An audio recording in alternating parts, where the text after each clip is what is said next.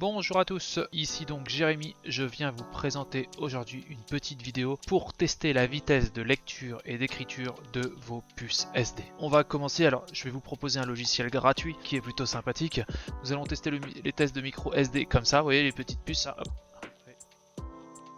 Nous allons présenter aussi des tests de cartes SD comme ça. Il faut savoir que souvent, parfois, vous n'avez déjà qu'un seul petit slot SD comme ça. Celle-là, c'est pas une carte SD, celle-là, c'est un adaptateur et auquel vous allez pouvoir brancher tout votre mini SD, vous voyez, et vous allez mettre votre mini SD à l'intérieur. Voilà. Donc déjà, ça vous permet de tester la mini SD dans un port SD.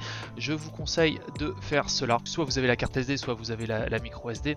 Attention, parce qu'en fait, vous allez tester votre logiciel, vous allez tester la vitesse de l'écriture. Il faut quand même faire attention parce que si le périphérique dans lequel vous allez mettre cette puce. Par exemple, vous avez un adaptateur qui se branche sur un port USB 1.0. Pourquoi pas? Faites attention parce qu'en fait le débit va être lent. Mais c'est pas votre puce, alors vous allez dire ah ils m'ont menti, la puce n'est pas comme on m'avait dit, non. La vitesse d'écriture n'est pas exactement celle indiquée. Attention parce que bien souvent c'est soit votre réplicateur USB, votre slot ou même le slot qui est intégré à votre ordinateur de bureau ou votre ordinateur portable qui ne supporte pas le débit maximal de votre puce. Donc c'est à dire que votre puce est rapide, mais en fait c'est votre lecteur qui n'est pas bon. Il faut être sûr que votre lecteur soit capable de gérer la vitesse de la puce. Je suis sur la page du projet, je vous mettrai le lien dans la description directement, on va cliquer sur download ici, et là en fait le logiciel ça s'appelle SpeedOut. Vous allez télécharger le fichier ici, download, ok, il faut savoir que c'est juste un tout petit fichier, c'est un petit exécutable tout simple, et nous allons l'ouvrir. Nous avons ouvert ce petit fichier, alors regardez qu'on ne s'y trompe pas, hein, il est là.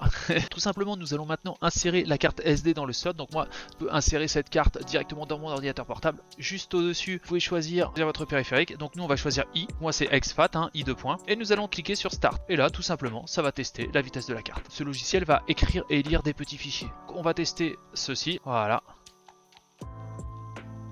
Et là maintenant j'ai ma vitesse réelle, c'est-à-dire que ça peut lire à 90 mégabits seconde et que ça peut écrire à 80 mégabits seconde. Nous avons le débit réel. Attention, si mon slot ne gérait par exemple que 90 mégabits seconde, évidemment, ça bloque à 90 et même si la carte peut aller à 110, 150, elle ne le fera pas. Le mieux pour savoir si c'est bloqué, c'est de tester avec une autre carte. On va le faire tout de suite. Je vais tester avec une autre carte. Il faut savoir qu'en général, les micro SD sont beaucoup plus lentes que les SD. Et là, on va faire un test avec une SD normale. C'est une puce SanDisk 1 Tera, puce super performante. Celle-là gère jusqu'à 170 mégabits seconde et on va tester maintenant, voir si c'est bloqué et si ça bloque au même moment. Et si par exemple je reste à 90 mégabits seconde avec cette nouvelle puce, en effet c'est mon slot qui est trop lent. Et auquel cas il faudrait que j'achète un réplicateur en USB 3 et tout ça pour accélérer les transferts. J'ai donc inséré mon nouveau slot.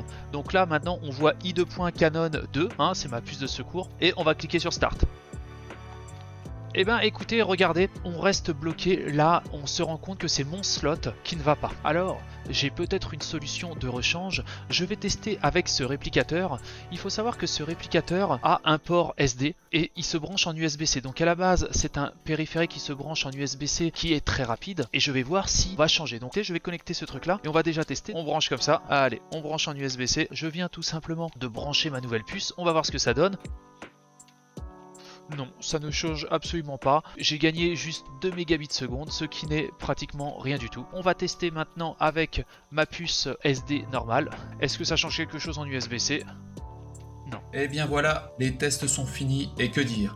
Alors je suis dans un cas assez spécial où il y aurait plusieurs possibilités. À savoir, soit mes deux lecteurs ont une vitesse de transfert limitée, soit c'est mon chipset qui n'est pas capable de gérer cette vitesse, ou alors on m'aurait trompé sur la vitesse. Ce qui est très peu probable, étant donné que c'est quand même SanDisk. Finalement, ce sont mes périphériques de lecture qui ne sont pas adaptés à ce nouveau type de carte, car c'est mon débit, ce type de carte est quand même très récent. Donc faites attention, avant de vouloir acheter le maximum de la vitesse, faites quand même attention à voir si vos périphériques sont capables d'absorber cette vitesse. Car finalement, mieux vaut prendre une 100 mégabits seconde si vos périphériques ne peuvent gérer que 90 mégabits seconde. Pensez quand même, si vous upgradez de matériel à un moment et que vous allez changer d'ordinateur portable ou de lecteur de carte, évidemment, si vous avez déjà une carte plus puissante, c'est mieux. Faites attention, car à la base, cette puce, sa priorité n'est pas d'être lue dans l'ordinateur, mais d'être lue dans votre périphérique, votre caméscope, votre appareil photo, ce que vous voulez. Si évidemment votre caméscope gère le 150 mégabits seconde, il vous faudra prendre cette carte et finalement ce sera juste les transferts qui seront un petit peu plus longs. J'espère J'espère que cette vidéo vous a éclairé et en tout cas vous savez de quoi il en retourne. N'hésitez pas à faire des tests mais ne pas accuser le matériel ou la puce tout de suite.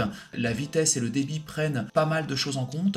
Je vous mets le lien dans la description si ça vous intéresse des meilleures puces SD et des meilleurs lecteurs de cartes du marché. Si vous aviez d'autres informations complémentaires ou même des remarques par rapport à cette vidéo, n'hésitez pas à le marquer dans les commentaires. Écoutez, je vais vous souhaiter une excellente journée et je vous dis à bientôt pour de nouvelles vidéos. Salut à tous!